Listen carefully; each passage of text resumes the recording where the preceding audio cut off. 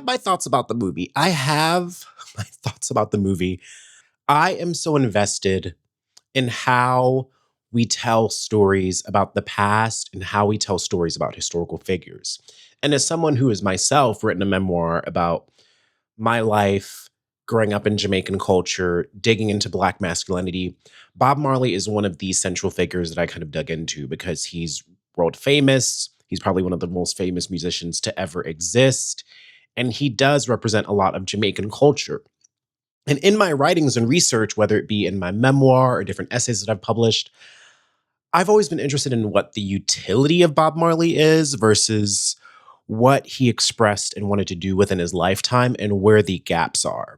So we're going to be talking about the representations of Bob Marley that was in this 2024 biopic and how it differs from some of my own interest in Bob Marley's legacy and what the distance is between the mythic figure that is in a film like One Love, which was largely produced and involved Marley's family, which I think is one of the positive things in some light and one of the negative things in other lights. What can be revealed from just doing a bit of your own research like I did as a means to understand how better biopic stories can be told. And this is something I talked about a lot last year. If you haven't seen any of my videos on the once planned biopic on James Baldwin by Zionist actor Billy Porter, please go back and check those out. We're definitely going to be digging into a bit of some of the Marley family's allegiance to Zionism, which it gives us a lot to think about. Years ago, I wrote an essay for a publication that was centered all around writing about particular albums of music. And I decided to write about Bob Marley and the Wailers album, which was released in 1977 called Exodus. Released in 1977, just months after Bob Marley survived a gunman's attack in politically divided Jamaica, Exodus captured the fire of a nation caught between revolution and repression. Jamaica was burning, ripped apart by Cold War proxy battles, CIA interference, and garrison politics fueled by two rival parties. Marley, shot days before a peace concert, left for exile in London, but his voice never quieted. Exodus is the sound of diaspora in motion. It draws from Rastafarian prophecy, Black biblical allegory, and the brutal legacies of colonialism. Songs like Exodus So we gonna walk through the roads of creation. are not just spiritual, they're strategic. Coded calls for mass movement, Marley fused reggae with global funk and soul, not to appease the West entirely, but to confront it. He weaponized rhythm to speak to the children of the transatlantic slave trade. He made Babylon dance to its own undoing. Exodus is not just about leaving. It's about returning to self, to history, to liberation, and sometimes to the end.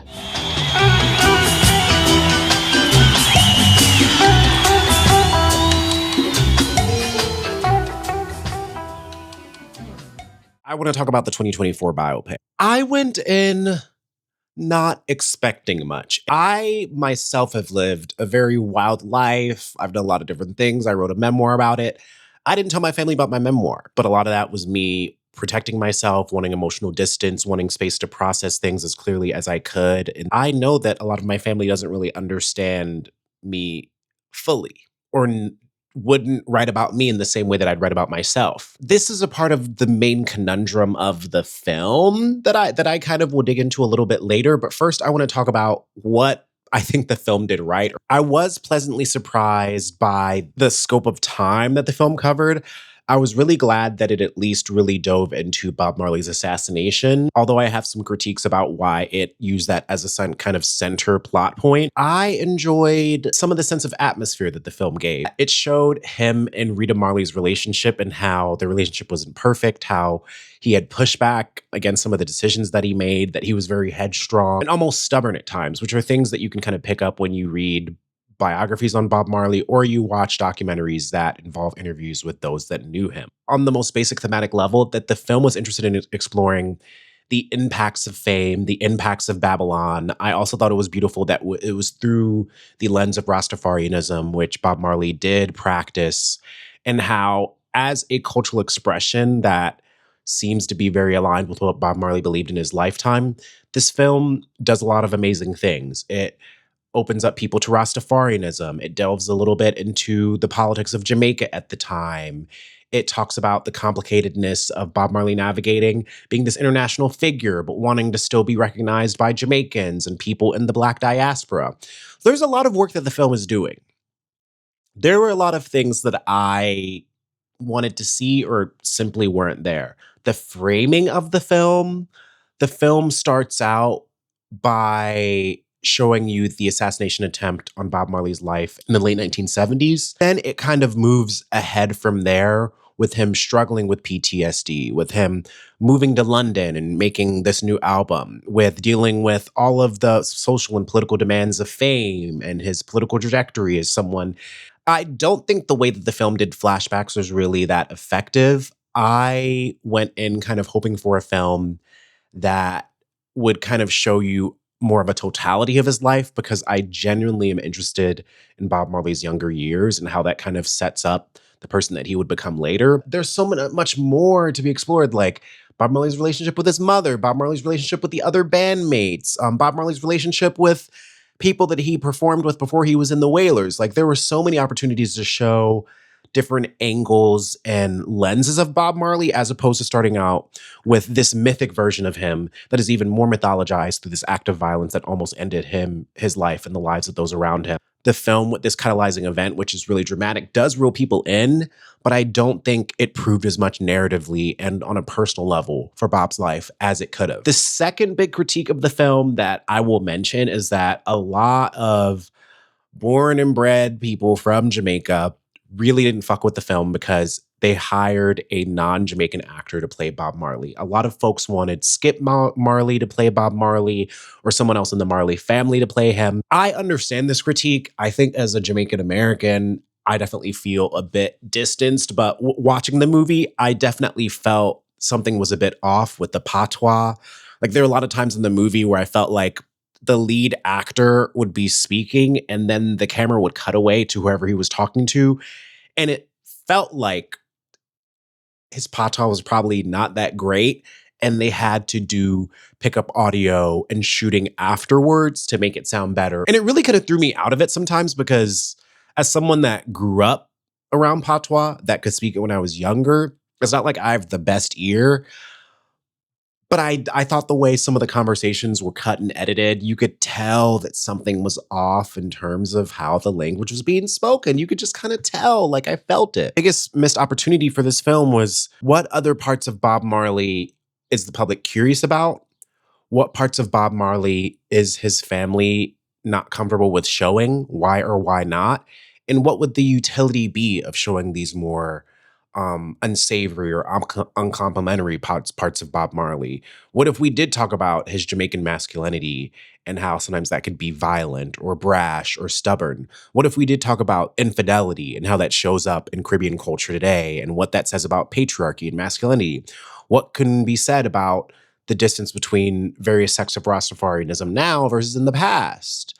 What can also be said about CIA involvement? What if the film had explored more of his younger years as a means to show the power of the things that he faced later on, whether it be growing up in Trenchtown or being sent to live with his dad and eventually essentially living in the streets, with being teased for being light-skinned, with never knowing his father?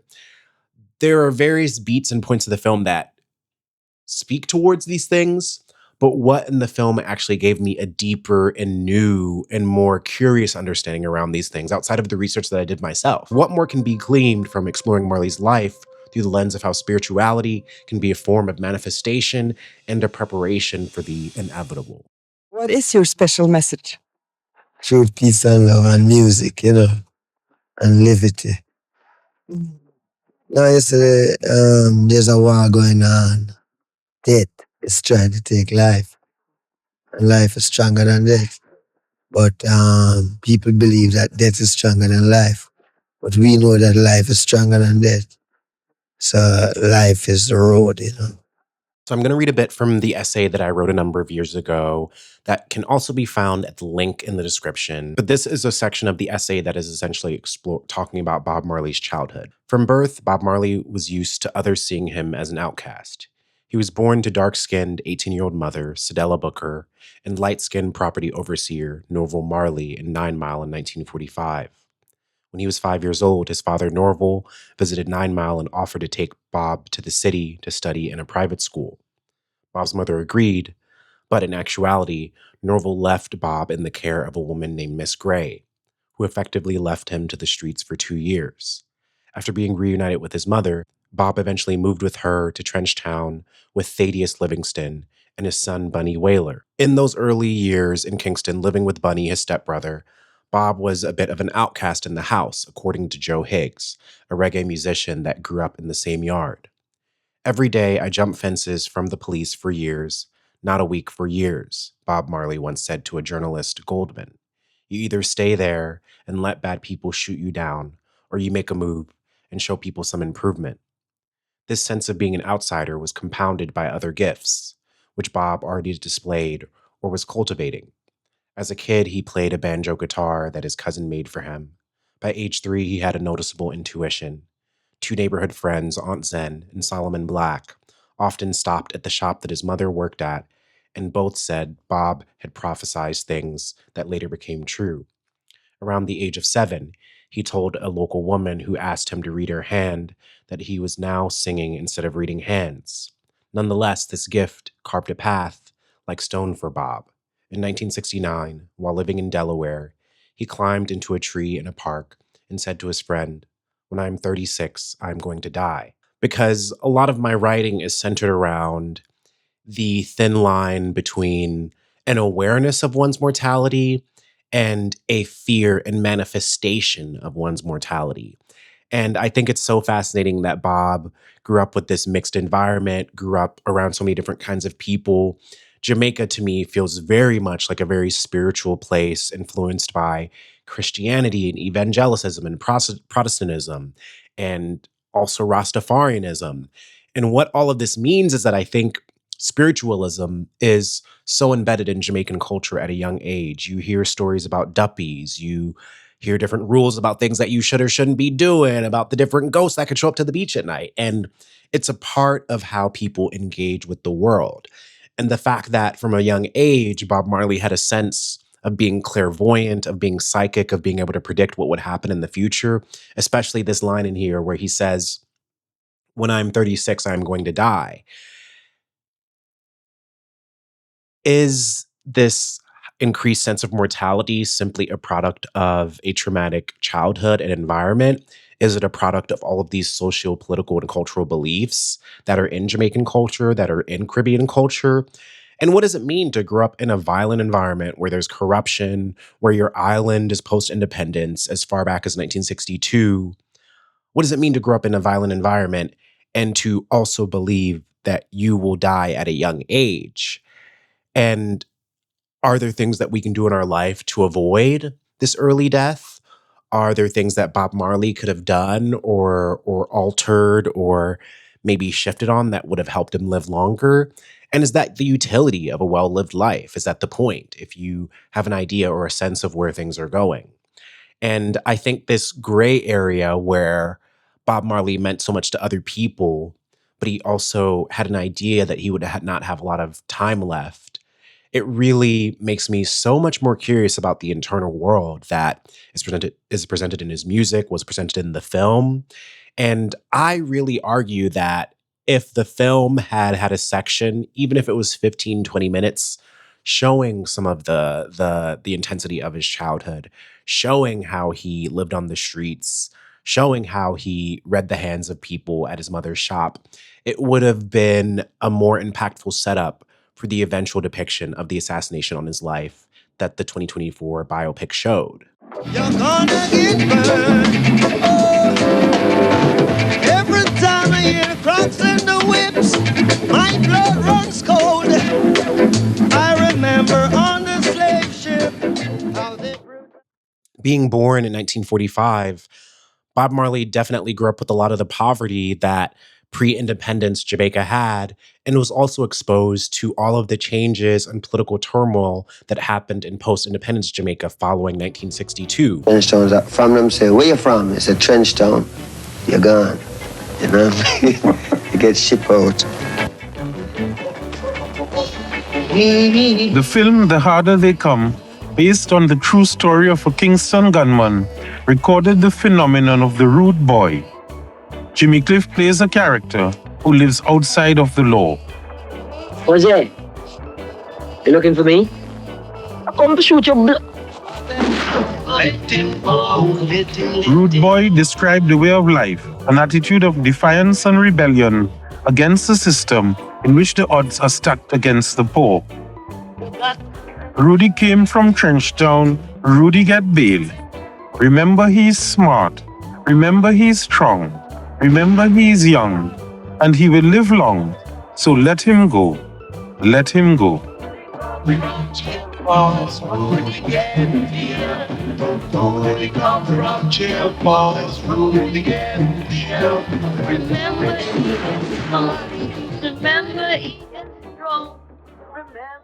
So to give you a bit of a timeline of Jamaica's history, in 1962, Jamaica gains independence from British rule.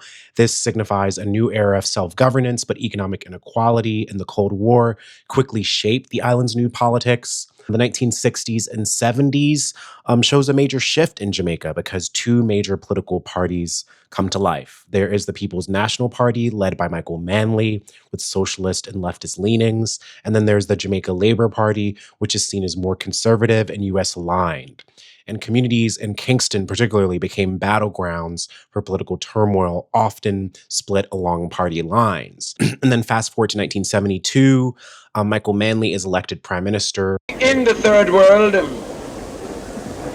a new kind of international relationship. Because we have all shared the experience of domination, all third world countries begin with a first commitment to the preservation of their own national sovereignty and to the development of a principle of non-interference in their internal affairs. This sparks concern with U.S. intelligence and diplomatic circles, especially as Manley befriends Fidel Castro. And the U.S. media and policymakers begin to see Jamaica as another Cuba. Fast forward to the 1970s, the CIA begins operations in Jamaica. The U.S. allegedly begins to funnel money, weapons to support Jamaica Labour Party aligned gangs through covert CIA operations to destabilize Manley's government. And this leads to an increase in violence with politically affiliated gangs like the Stone Crusher Gang and so many others. And Edward Seaga, the leader of Jamaica Labour Party, is favored by the US for his anti-communism stances.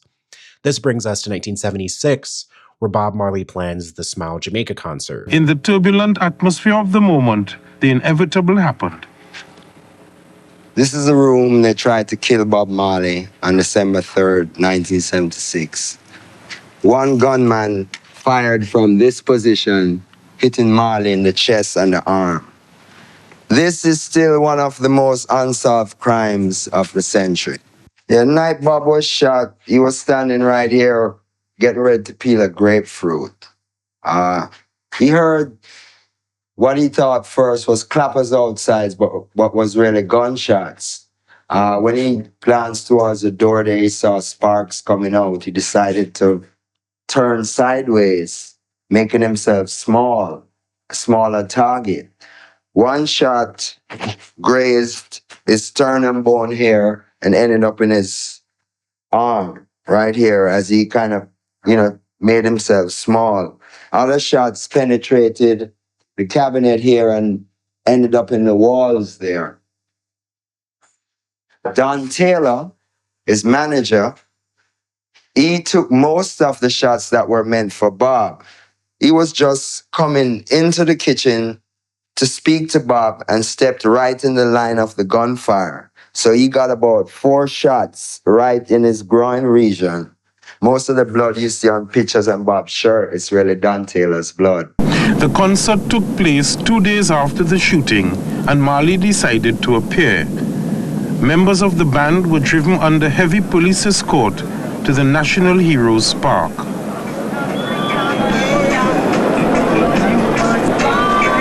I can remember seeing him walking fast up the step and people lifting him. And by the time we could push our way through the crowd to reach on stage, Bob was already singing War.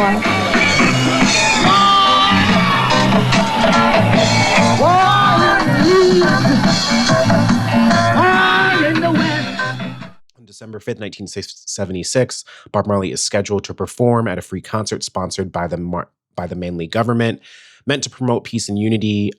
Marley insists that he is not politically affiliated, but the event is seen to boost Manley's chances at re-election. And mind you, this is during a time where different political factions and gangs are warring in Jamaica. There's an increase in violence. There is so much turmoil that there are numerous martial laws set into place during this period of time in Jamaica. The assassination attempt makes the most sense to center a story around. But even more than that, what does the assassination attempt reveal about the political climate of Jamaica, about greed, about corruption, about the value of human life in this post-independence world where resources are scarce because of what government agencies are doing, and spirituality and music and artistry can begin to pave a different way forward? And I think what can be revealed is a very complicated island where people aren't perfect, where decisions aren't made in the right way, where we can look back and say that people made mistakes, but how do we learn from these mistakes in order to create a better culture moving forward? Of course, as the 2024 biopic shows,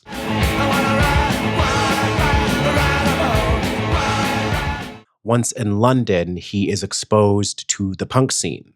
Marley encounters the raw energy of the punk movement, which resonated with his own messages of rebellion and social change. Particular tune in the wake of the whole punk rock explosion.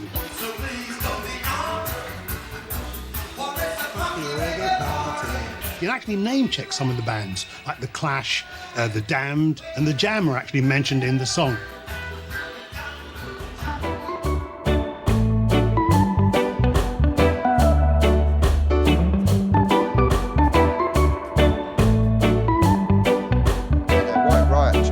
Bob Marley is in the wings at the Rainbow Show, watching them. And his presence in London is very much part of what becomes known as, the reggae punk fusion.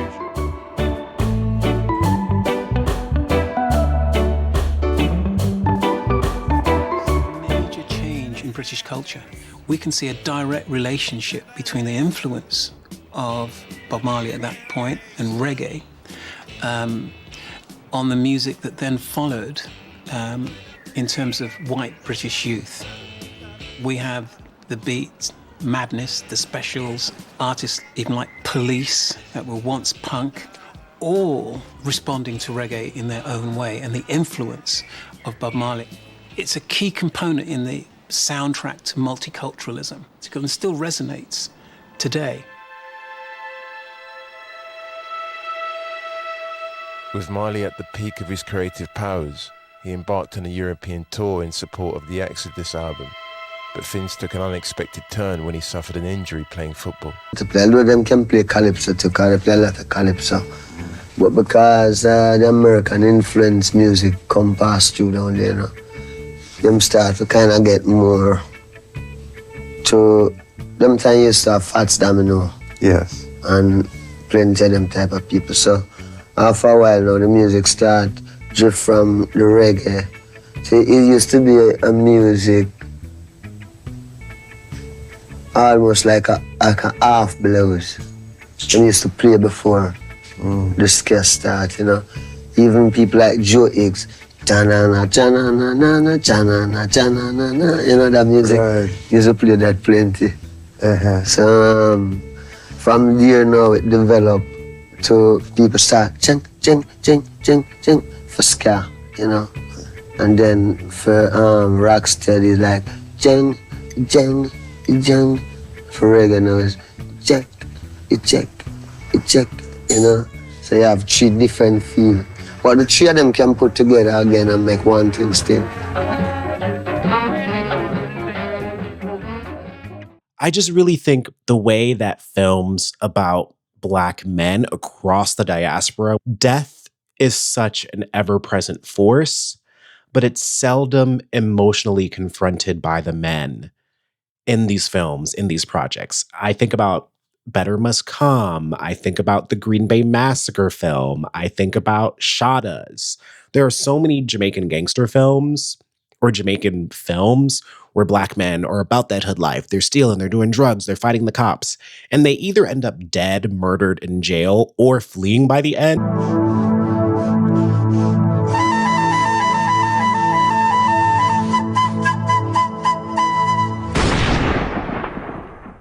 But there's next to no actual scene that talks about what it means to face death, that shows the fear.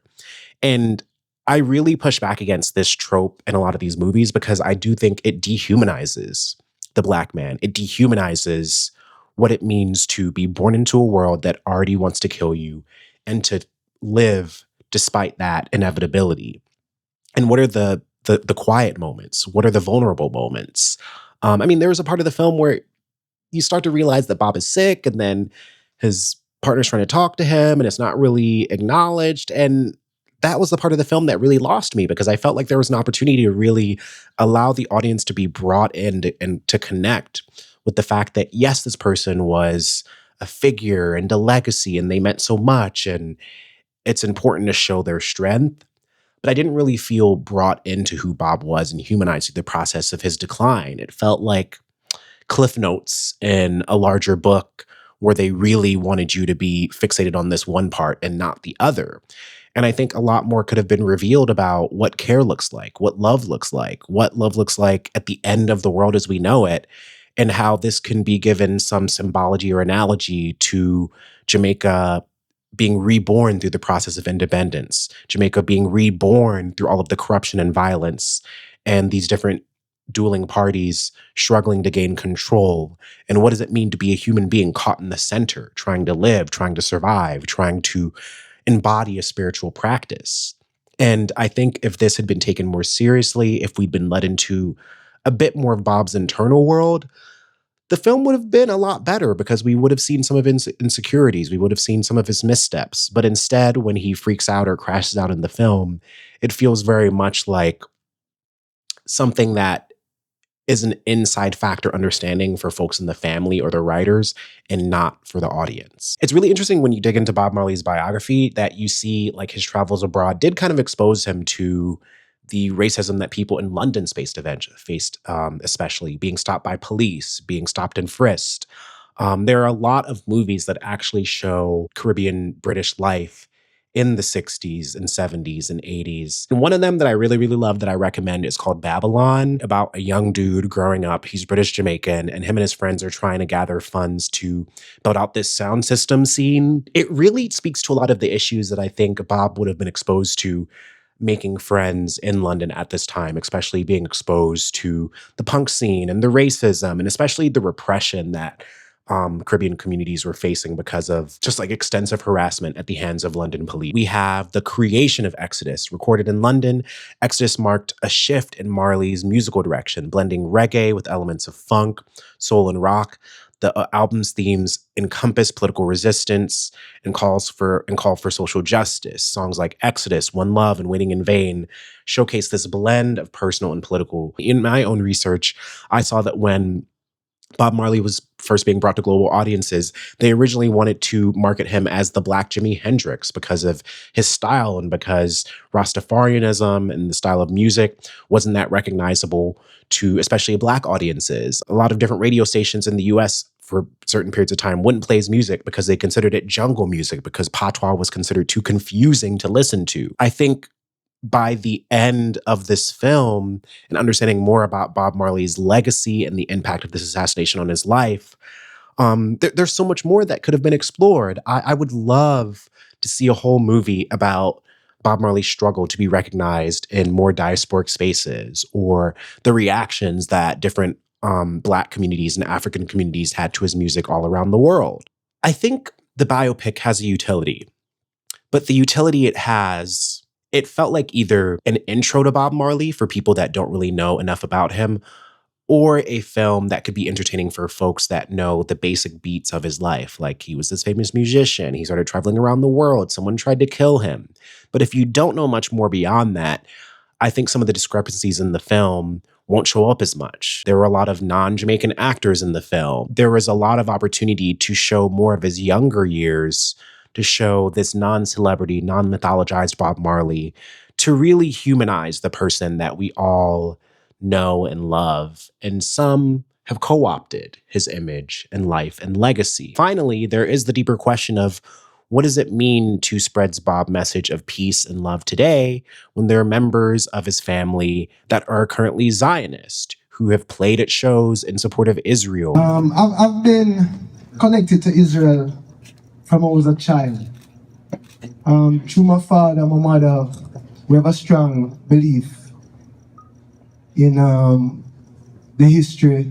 You know, if you've heard of my father, you've heard of Exodus. We are strongly connected to the history of Israel. I feel a very spiritual and personal connection to that land and the people of that land. So this is an honor and a blessing, and we will continue to have that connection no matter what anybody says or does, and continue to support Israel. Ire? Ire. Who have helped raise money for the Zionist project. And what are the contradictions there? What should be reclaimed? What should be pushed back against? What should be criticized? As a Jamaican, as a Black person, I can understand how aspects of my culture have romanticized the Zionist agenda and project because so many of us desire a homeland. But what does it mean to desire a homeland, to support a governmental project that is dependent upon genocide and many of the tools that Babylon uses to subjugate Caribbeans, Jamaicans, and so many other people? What does it mean to not be critical of those tools of Babylon today? How is this doing a disservice to the greater message of peace that Bob Marley both really tried to embody and the greater message of peace that we all can embody through our own critical thinking and lives? If you haven't watched the biopic, I would leave it up to your own discretion as to whether or not you think it's worth it. If you have, please let me know in the comments what you thought of it, what struck you as helpful, what did you want to know more of, and did you know many of these details about Bob Marley? Did you know that he at once was considered psychic, that he was able to manifest the future, that spirituality gave him a sense of intuition and clairvoyance? And how do you think that could have been shown more in the film? So thank you for watching another video on my channel. Stay tuned.